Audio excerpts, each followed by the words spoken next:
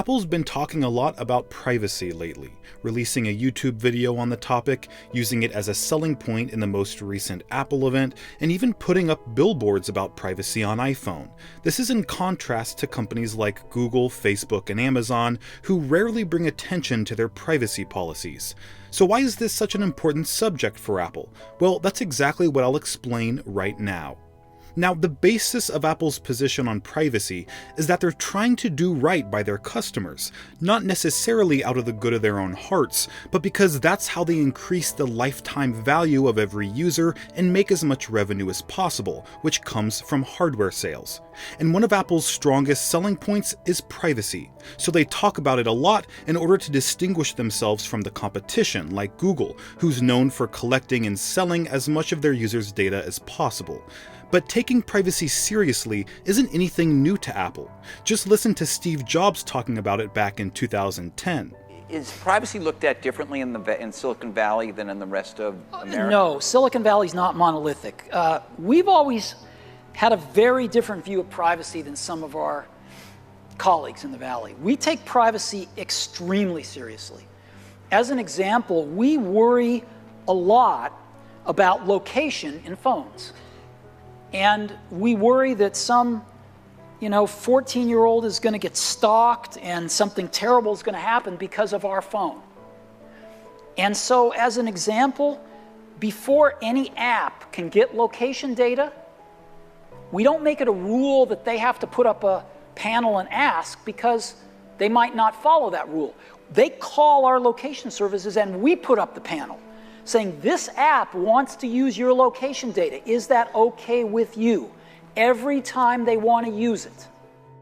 Just by the tone of his voice, you can tell how important privacy features were to Apple even over a decade ago. And the example Jobs gave of apps potentially stalking their users was quite prophetic, since a sort of virtual stalking has been going on in the digital advertising space for years. That's what prompted Apple to implement the app tracking transparency feature in iOS 14.5. They also included an anti-stalking feature with AirTags. But there are much deeper reasons why tech companies should take privacy seriously. Consider how our lives have moved from physical to digital. Most of us don't have filing cabinets with our health records, since that data is in the Health app or a third-party app like MyChart. And our banking information is in our PNC or Chase app. Maybe you even have location data in the Find My app, where your friends or family are sharing their location. Not to mention the personal text conversations, work emails, and internet history that almost every user has on their device. This huge amount of sensitive personal data has never been located in one place before. But with the advent of the smartphone, that's changed. And accessing that data is a treasure trove for hackers and extortionists who make a living off of stealing your identity, selling your account passwords to third parties, or even emailing you personally, threatening to release private photos or conversations that could cost you your job unless you pay them a certain amount of money, something the FBI has said is becoming more common. And although it's impossible to be sure all of your digital data is completely safe, Apple's proven to have a much more proactive approach to protecting user data than other companies.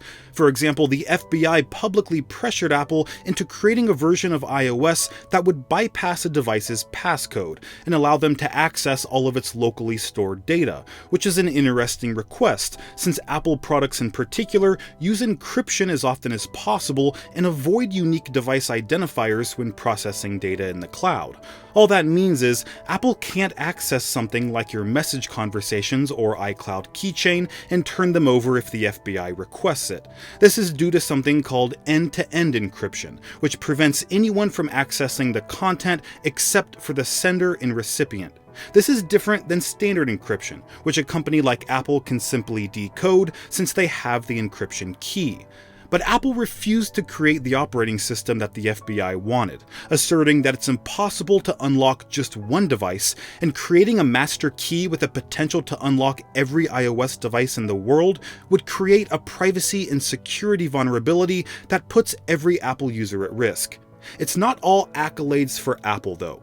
They gave up plans to fully protect their users' iCloud data with end-to-end encryption, since they didn't want negative PR that came with regularly challenging the US government.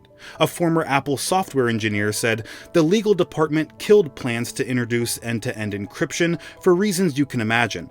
They decided they weren't going to poke the bear anymore." So while no company is perfect, Apple is one of the only tech companies that doesn't traffic in user data.